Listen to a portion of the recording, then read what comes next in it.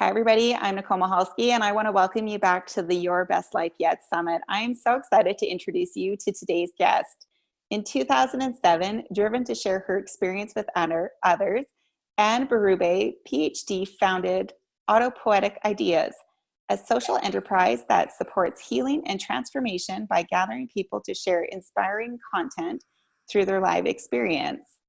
Projects range in scope from intimate workshops and coaching programs to community gatherings to massive events and conferences. Through her workshops called the Happy Sessions, she has redefined the process of be, feel, think, and do, and has helped hundreds of individuals discover their inner freedom and a connection to their own unique source of sustainable happiness. Her work has also allowed her to share the stage with many of her heroes, including best-selling author Wayne Dyer, Deepak Chopra, Julie Daniluk, James Van Praagh, Anita Moorjani, Gabrielle Bernstein, Dr. William Davis, and Greg Brennan. She lives with her husband and 2 children in Halifax, Nova Scotia, Canada. So welcome, Anne. I am so excited to have you here with us today. Thank you, Nicole. It's so nice to be here with you. I've asked Anne here to really share with us her inspirational journey of self-healing. And I'd like to jump right in and just really have you share with us your story, some of the experiences that you've had to overcome that really led you on this journey to all the success that you're now seeing as well. Well, so it was 2001, and I was coming back from a date with my boyfriend, and I went into a bookstore, and that experience, Nicole, when you find a book that actually a book finds you, where it just fell off the shelf and it just landed, and I opened it up, and it was The Camino by Shirley MacLaine. And there was a sentence in there that was just so powerful, and it said, "It's humankind's duty to seek joy through the experience of divinity in our bodies." And I remember reading that sentence. I was just 22 years old, and I remember feeling like this was so true. But right away, my mind kicked in and said, well, don't you think that's a little bit too good to be true? That can't be. That joy is our duty, and that's how we're supposed to live. So at the time, I was not living a life that was aligned. I was doing all the things that I was told I should be doing. I was definitely good at following other people's advice and opinions, but I was not driven or guided by my inner self at all. I didn't even know what that was. If you told me, who are you? Or, are you following your path? I would not even know what you meant. But that book opened something up. It opened up a door. But I closed it really quickly. And about a year later, I was coming back from golfing with some friends. And my boyfriend at the time took a left turn into oncoming traffic, and a half-ton truck hit our car. And on the impact, my lungs partially collapsed, and my liver lacerated right in the middle of the lobes, and I lost consciousness. And that's when it happened. I had a mystical experience. I can say I didn't see my loved ones. I didn't see a white tunnel. I didn't die, but I saw, like a movie in front of my mind's eyes, my life, the one that I came here to live, but not the one I was actually living. And it was the most beautiful scenery that I'd ever seen. But the most important thing, Nicole, is that I could feel this love, the feeling of connection with everybody. I could see who I was married to. I could see my children. I could see how many people loved me and how many people I loved. And it was so profoundly life-changing. So when I woke up in the hospital the next day, I knew that I had to promise myself that I would change my ways. And it took about 10 years to bridge the gap between the life that I experienced that night in the accident and the life that I'm actually living. That's an amazing story. And, I think a lot of us can relate to that. Often it's having those traumatic experiences or those, split second incidences that happen that really put us on a different path to really want to change our life. Makes us really realize all the things that we're missing out on and how much more we can have if we just kind of slow down and really look and appreciate what's most important. So that's a great story to share. I love that. You talk a lot about feeling in your books, be, feel, think, and do. How can we really make that a priority in our lives? So most of us live from a place of do, think, feel, be. So the opposite actually, and that's how I used to live. And so the idea is, can we flip the order and flip it around and just begin with being and feeling?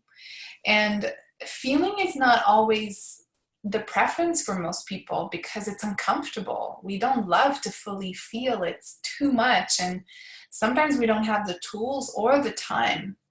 But the problem is that, and this comes from epigenetics, the new biology, and the work that Bruce Lipton is doing and Candace Perth did when she was alive, is that the cells in our bodies can't be in protection mode and in growth mode at the same time. So when we keep at bay the negative emotions, we also keep at bay this beautiful joy and peace that's available to us. We can't be selective. We can't say, well, I'm not going to feel this and I'm just going to feel that. Unfortunately, that will not be a healthy and a sustainable pattern because our bodies either are in growth or in protection. And when we're in protection, we're keeping a lot of our wisdom, our access to our soul. We're keeping a lot of our healing from happening. And we build these walls and we create a lack of connection with the people around us. So feeling is at the core of any self-development, self-growth, spiritual growth, self-realization process, because it's the access point to the soul. And I'm just going to say something here about Huna, which is the shamanic tradition of the ancient Hawaiians. And I studied that many years with a kahuna in Kauai. Her name was Laura Kealoha Yardley. And one of the big components of that shamanic tradition is that the three selves, so the higher self, the middle self, and the lower self. So the higher self is our soul and our connection to source. The middle self is our mind and our logic, our intellect, our ability to process information on a linear way. And our lower self is our body, our subconscious, anything below the neck, our processor of information. There's no direct connection between the mind and the soul. So there's no direct connection between the middle self and the higher self. To access the higher self, we need to go through the body.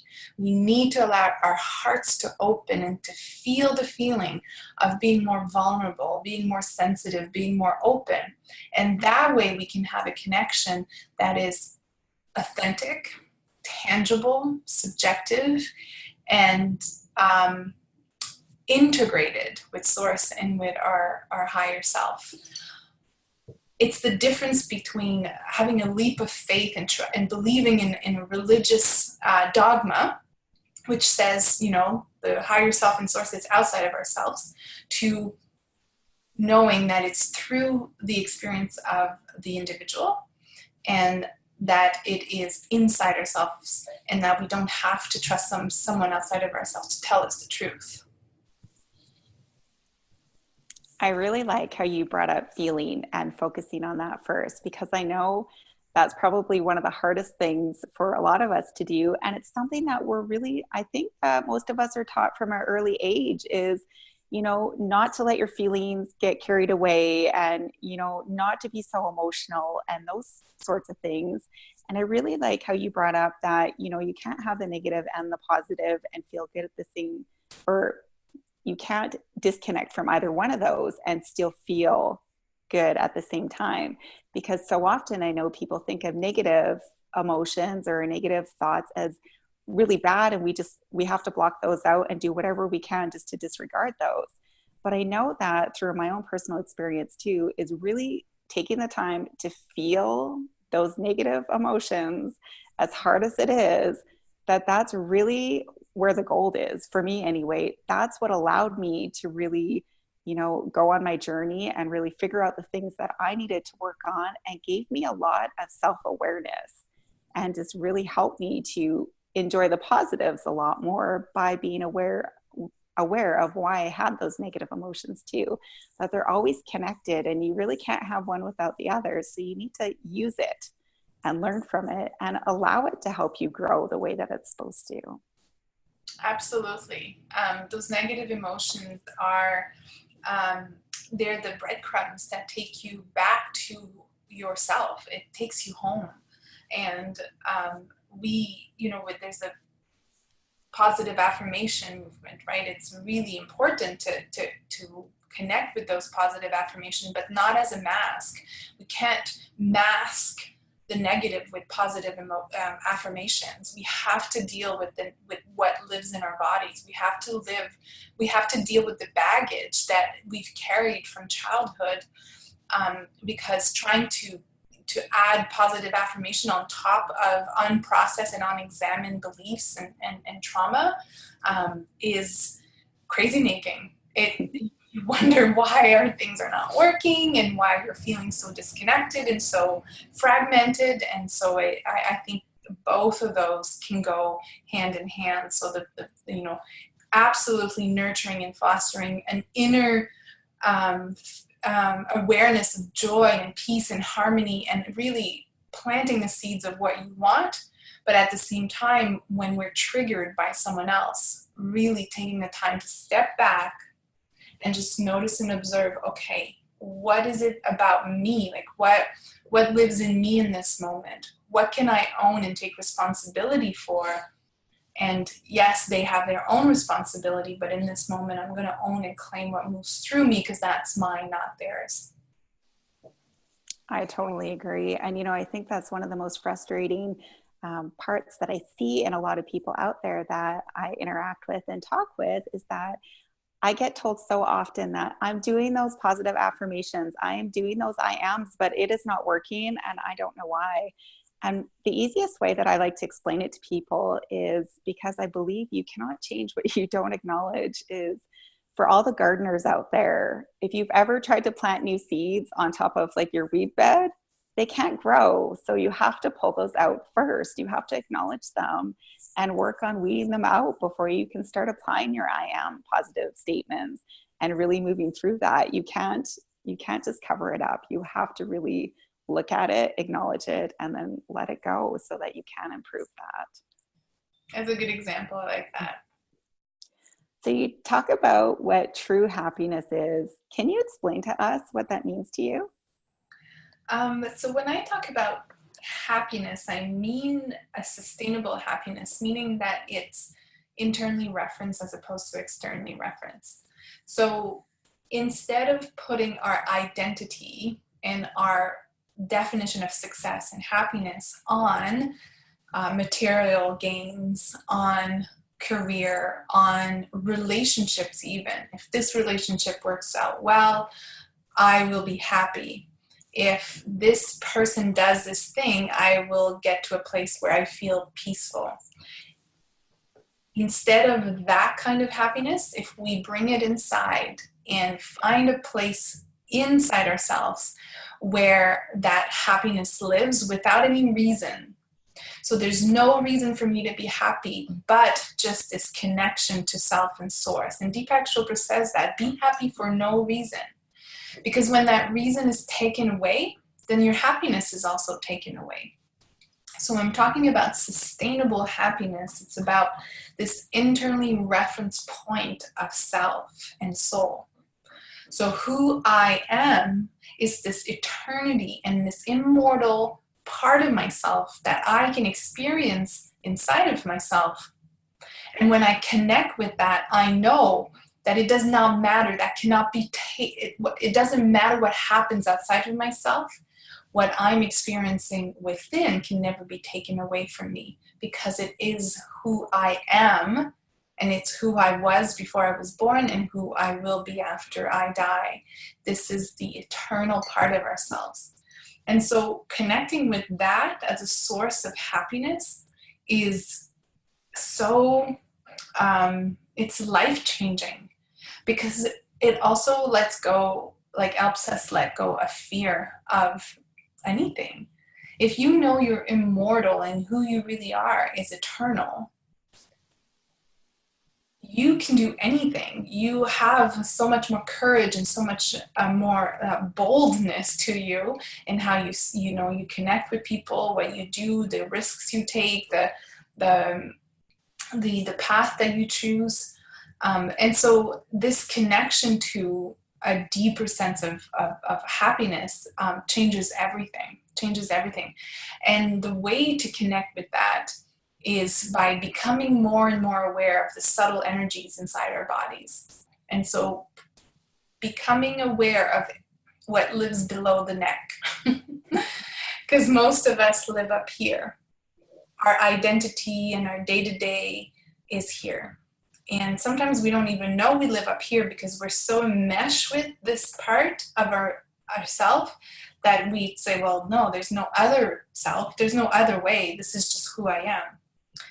So allowing our attention to first separate, detached from this area, this intellect of ours. And so we can observe it and then take our attention that's detached down in our bodies. And so one of the things I tell people that are at the very beginning of this is just bring your attention to your hand and just try to feel the energy in your hand, or even just the blood rushing in your hand for just a moment. And you breathe deeply and you just see if you can sense the movement of energy or blood in your hand. So what happens in that moment is I'm here and I'm not here. And so I'm actually able to separate my attention somewhere else in my body. And then from there, we can bring it to the heart. Can you feel the heart? Can you connect with the actual organ in your heart?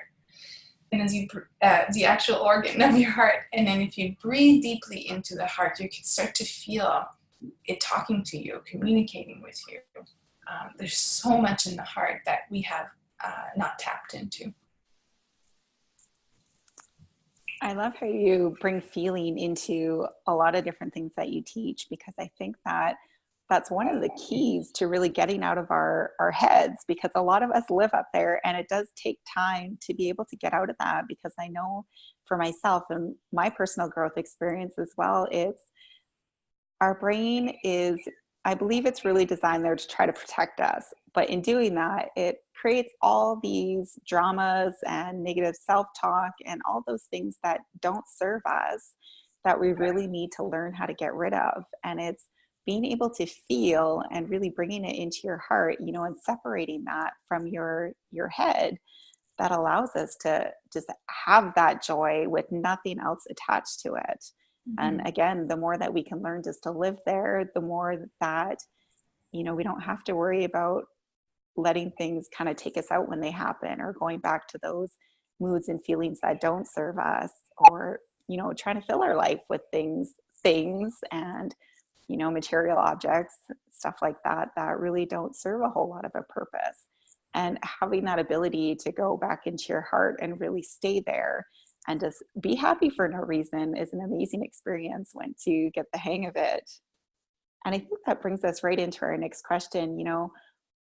How can we learn to feel joy without cause? And I know that you talked a little bit about that there, but is there any steps during the day that maybe our audience can take that aren't quite there from being able to, set that attention to their hand and then bring it to their heart?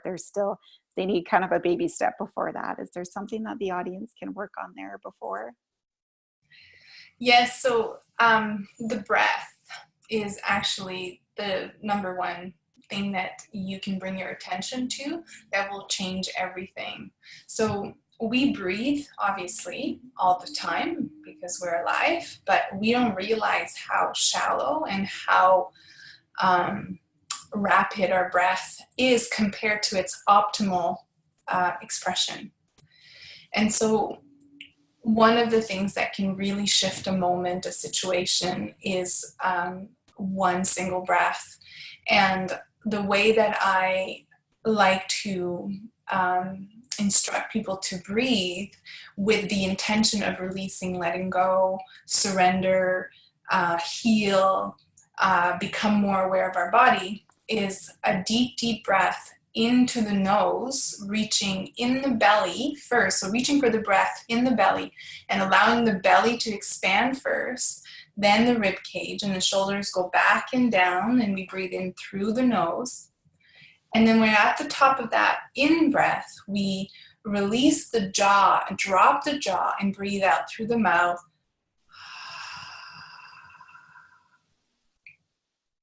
And when we allow the mouth to really open and soften, and we drop the jaw, we make sure the tongue is not on the roof of our mouth. We allow the tongue to rest and really let go of any tension in the neck, in the back of the neck, in the throat, in the lips, in the nose. As we breathe out and soften the belly like a Buddha belly, that one breath can change everything. It's the full expression of a healing breath, and it's also called ha breath in Huna, which is the shamanic tradition of the ancient Hawaiians, like I mentioned earlier. And so the ha breath is a magical breath. The ancient Hawaiians used the ha breath to gather energy and let go of what they didn't need and gather energy around what they really wanted. And so sometimes they would do the ha breath for a couple of hours before a very important meeting or before starting a very important project. So the full expression of that breath is longer on the inhale. It's a little shorter on the inhale and longer on the exhale. So breathe in through the nose and then out through the mouth.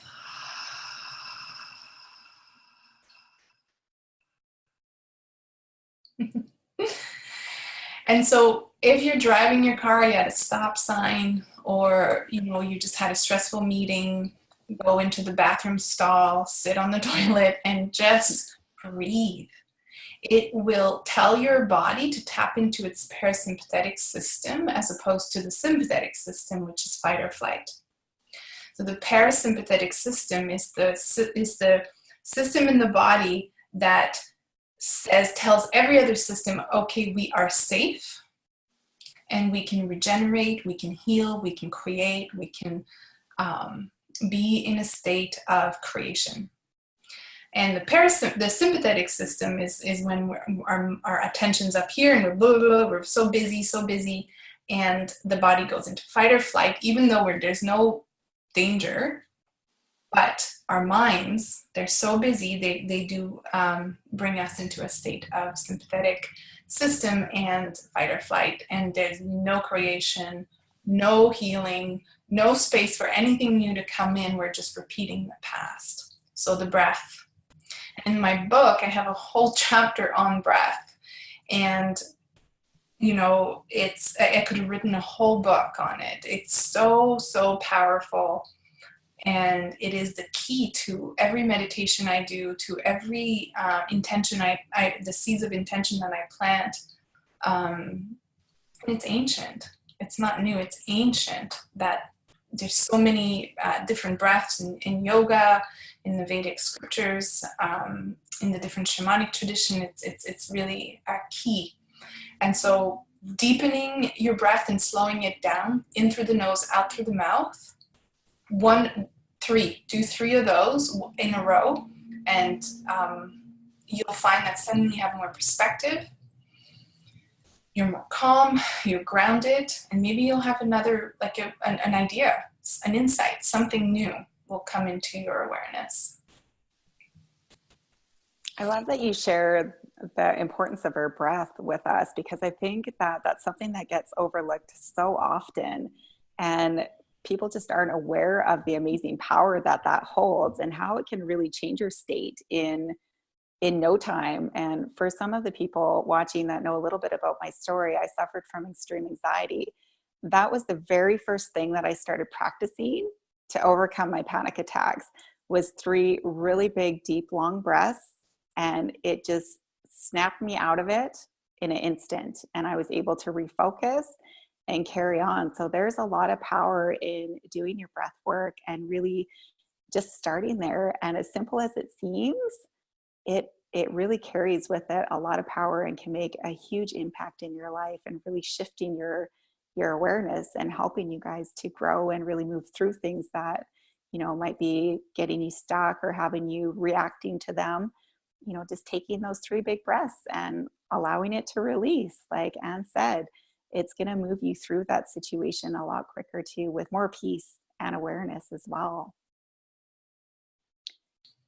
So can you explain to us a little bit about what our soul calling is and how can we look to uncover that? So in my experience, we all chose a reason for coming here before we were born. So there was a conversation and understanding among souls and consciousness. And we decided to come and act on this in this lifetime. And it's a gift, it's a privilege, it's an incredible opportunity, because as expanded light beings, we don't get to tangibly experience what we experience here on earth. And so we actually desire as a soul to come here and to experience the density of matter and work on self-remembrance, to know at some point in our life that we are not our body and we are not our mind. We are so much more. And so that would be the first inclination, or the first moment of awareness of something bigger, is when we ask ourselves, no, I think I'm more than this. I think I'm more than my body. I'm more than my mind. There must be something more. And so once we arrive here as a baby and then we grow up, many different experiences will happen so that we forget our reason for coming here. And that's brilliant. It's intelligent. There's a good reason for that.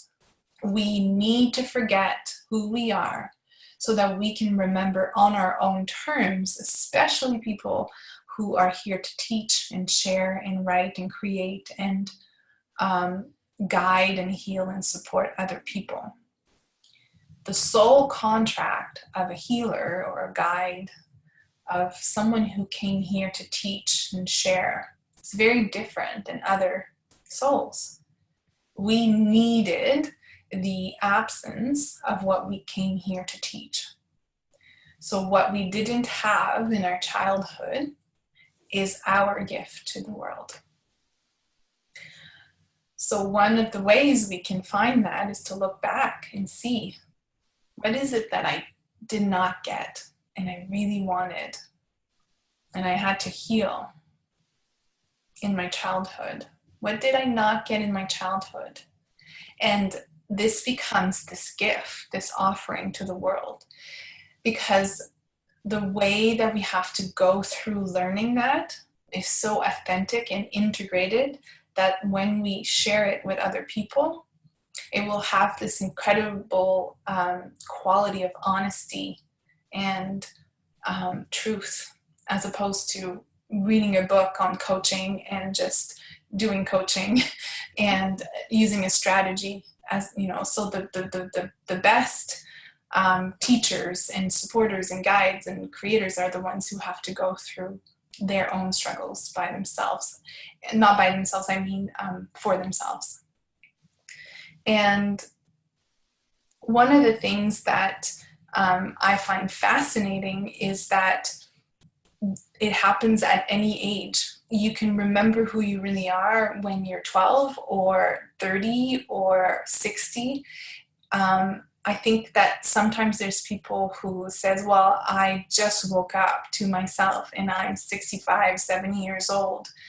And then there's a frustration that I'm too old or that it's too late. And it's not true, because there was an intelligence in the timing for this. And there's so many opportunities before and after, different lifetimes before and different lifetimes after, that timing, the timing of it is so much more mysterious of why it happened at that age. So the only thing we can do is just embrace it and begin as if it's the very beginning of our life when we find our path. The breadcrumbs, I say follow the breadcrumbs of what inspires you and brings awe and deep, deep joy. Even something as simple as you're driving in your car and a song comes on the radio and you're singing and the tears are coming down. I'm sure you've had that experience, Nicole.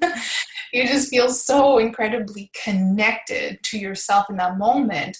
It's not that you necessarily want to become a singer, but it's to notice in that moment there's an essence. What is it? Is it freedom?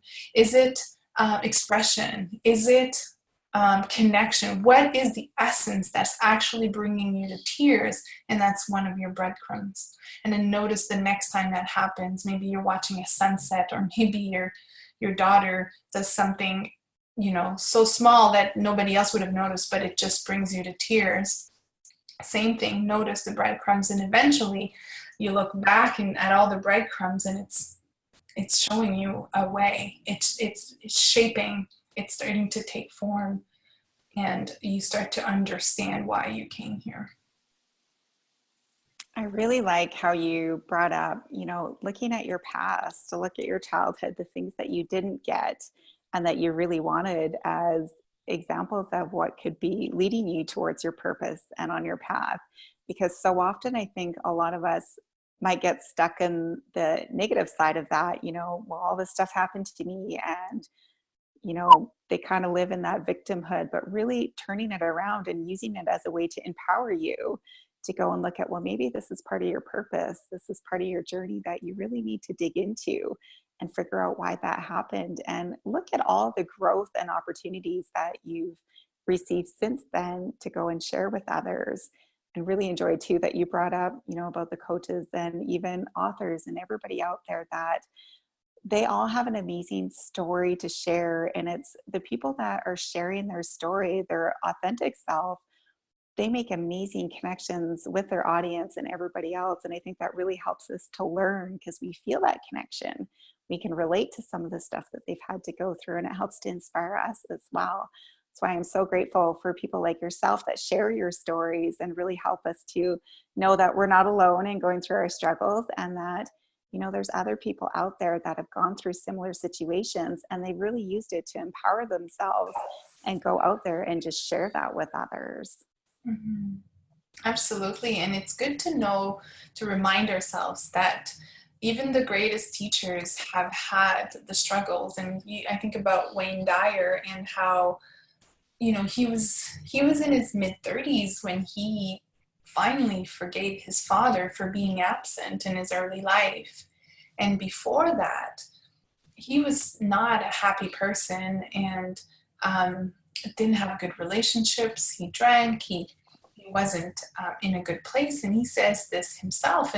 And so there's somewhere in one of his books, and he shared this live once in one of the event that I produced, is that he had this imagined conversation with consciousness, and consciousness, before he came to Earth, and he said, consciousness said to him, okay, well, what do you want to do in this lifetime? And Wayne said, well, I want to teach self-reliance. And so consciousness said, is that it? That's all you want to do for a whole lifetime? That's it? And Wayne's soul said, yeah, that's all I want to do. So then consciousness said, we better kick your little ass in an orphanage and give you an absent father, and who is going to, mistreat your mom, and you're going to have this anger so that you could learn self-reliance on your own. And how powerful is that to recognize that it was intelligent, that it's not because we are a soul that has done harm before and needed to learn lessons to purify ourselves. I really dislike the guilt and the negative aspect of karma and all that, the teachings around that, is that, no, it's intelligent. You are not this small thing that is controlled by another energy. You are it. And there's a beautiful brilliance in everything that happened to you in your life. Everything. And that's so true. And I think a lot of times us on the outside looking in or, reading about these experts, people that inspire us, we sometimes think that, they must have had a perfect life or they've known all this all along. They just know and they just get it. But that's not true. They've had to learn just like us. And it's through those experiences, which has allowed them to grow and be able to share those stories with us too. Absolutely. So could you share with us maybe some of your daily practices that you have that people can start to apply today that can really just help them make little shifts and start to put them on their journey of awareness? Yes, I have actually a blog post, and maybe I'll share it um, with you, Nicole, so you could share it with your listeners. And it's 13 Habits of a Soul Realized Life. And it's basically 13 habits that I have that I do every day that have taken me a long time to accumulate. But I'll share with you one of them that's really important to me is the very first moments that I'm awake in the morning. So there's a moment where we realize we're awake, right? There's a little split second where we realize that we're awake, and then right before everything starts to pour in, the to-do list, where we left off the night before, the conflicts that we had the day before, everything, our identity even, before it starts to pour in, I try to insert space. And so I do a meditation in that moment. At the beginning, can be difficult, especially if your mind is the master of you, as opposed to the other way around. And so one of the meditation that I have on my website is called, it's free. It's a subtle body awareness. So it's about bringing our attention deep down inside our bodies. And that can take time to build. But when you can come to a place where, and I'm sure you know what I mean, Nicole, like where you come to a place where you can go into your body without a guided meditation. But a lot of people at the beginning need it. But I bring my attention deep down inside my body, all the way to the base of my spine, and then I take those 3 deep breaths right away. And so what it tells my body and my day is that this is going to be the pace. This is going to be how it's going to be today. I'm setting the intention that I'm going to create more space in my day as opposed to just recreate the same old. And then I go into my heart, and there's a little book, and I don't think I have it here. Let me see. No, but it's called The Impersonal Life. And it's such an amazing book. It's tiny. It's by Joseph Benner, and Wayne used to carry it around everywhere he went in the year before he passed away. He used to say that it was the most amazing, powerful piece of channeled information he'd ever read. And so this little tiny book, The Impersonal Life, is life-changing, and it's concise, and it repeats the same thing. So one of the sentences in there that I use in my meditation, and this was in the Bible as well, is be still and know I am God. And I can use the word source or universe, whatever you prefer, because God might have a lot of baggage and a loaded meaning for you. But that sentence is really powerful. So I say, be still. So I feel the stillness in my body. And know. So then I connect with a place of knowing inside myself. I am, and I really feel those words, because those, as you know, are very powerful. They create your reality. And I say God. And I feel that. I feel the experience of that sentence, and the experience of what it means for me. And then I ask, how may I serve? How may I be an instrument of your love today? How may I be a vessel of your love today? And that's how I begin my day. And I don't sit up for that. I'm laying down because I just realized I'm awake. And so that's, to me, that's a very powerful practice that can really set the tone. I suggest that even just doing 3 breaths before you get up, conscious breath, those deep conscious breaths, that can be enough to shift your day. And I would recommend you just try it for 21 days, because it takes 21 days to really set a new habit. So give it a try. See if you can insert space in your very first moment of consciousness in your day, and see what happens after 21 days. I think that is a great way to start your day and really set the intentions to have a great day and have your awareness set. And, I appreciate you sharing that with us. Is there anything else that you would like to share with us today? Trust yourself. Be the person that you trust the most, and be that person that goes within and checks in with their inner guidance system first before acting and doing and thinking. Just allow yourself to connect with your truth. And the only measure of truth is the subjective experience inside yourself. And developing a relationship with that guidance will change the course of your life, will bring more energy, more passion, more creativity, more joy, and more meaning to your life. So trust yourself. I think that's a great message for all of us, because I know at one point or another we can struggle with trusting ourselves. But that's something that it just takes practice, and we can all definitely learn how to do. I know that you have a free gift for the audience, and do you want to share a little bit about that?